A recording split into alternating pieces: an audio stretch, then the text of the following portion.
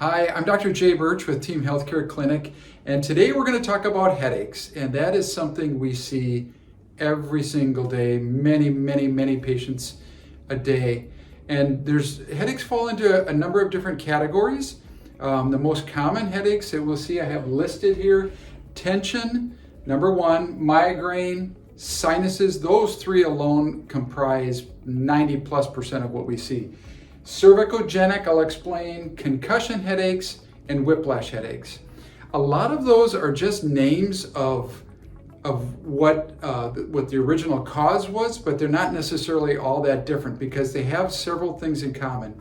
Number one, the most important thing to know is that they have in common a misalignment of the neck causing a subluxation, and that's that big word that means something's out of alignment and it's pinching or affecting the nerves. And when that happens, you can create a tension headache, it can create a migraine, it can create sinus problems. And so I think understanding that is number one. Also, another very important point is headaches are not normal.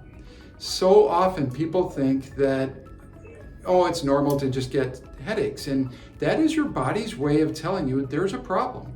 And so you shouldn't ignore it, just like you don't ignore symptoms. Like if your car is making symptoms, you don't just ignore it because you don't want it to get worse. Similar with headaches. Yeah, I guess if you had a headache once every few months, there's probably something unusual, like you're sick or something like that. But if you're starting to get them like once a week or a few times a month, that's your body's way of telling you there's a problem, and it should not be ignored. So out of all of these headaches, while they are different, the number one thing that they have in common is subluxation.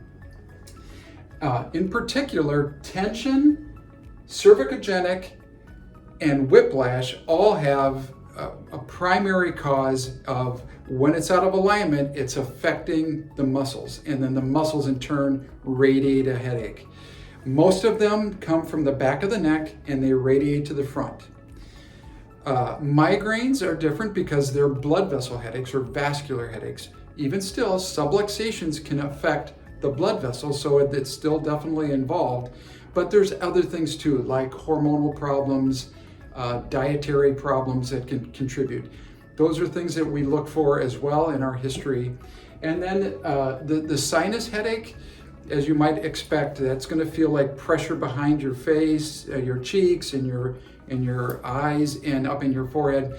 Usually you would expect, if it's a sinus headache, that there's going to be some kind of discharge or drainage at the same time.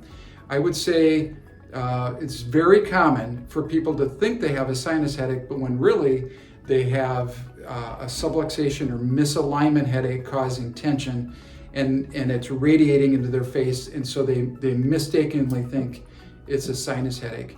The last one, the concussion headache, is its own category. Yes, it can be related to being out of alignment as well, that's the term subluxation, but also it can be a headache from within the head, in the cranium, from the head actually getting bounced around and the brain slamming within the cranium. And that can create inflammation, brain fog, brain confusion. So that would also take on a different characteristic. And we have neurologists and providers capable of assessing both whether it's a subluxation or if it's something more related to that concussion in the brain. So those are our major headaches. We see every single one of those, and we have a good success with headaches because we correct the underlying problem, which is the subluxation.